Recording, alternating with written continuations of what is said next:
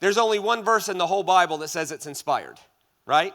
Paul, in 2 Timothy, all Scripture is inspired. I think I could make a case that Jesus felt that all Scripture was inspired, okay? So the two people who had the highest regard for Scripture in the whole of Scripture happened to be two rabbis, Paul and Jesus. That was a very special thing. I won't get into that. I've already preached on that here. But Jesus and Paul were rabbis. In other words, the two people who took the Scripture the most seriously, calling it inspired, also interpreted it the most progressively. Like what you see in Jesus is not, hey, we have a verse, and this verse says to stone adulterers. Jesus was like, yeah, okay, you found a verse that says stone adulterers, but I'm not going to do that because the God I reveal loves people more than the rule you found. And the actual revelation of God is not the letter of that rule, but the spirit of grace underneath the thing to help people change their lives, right? In other words, the Bible is not our final authority.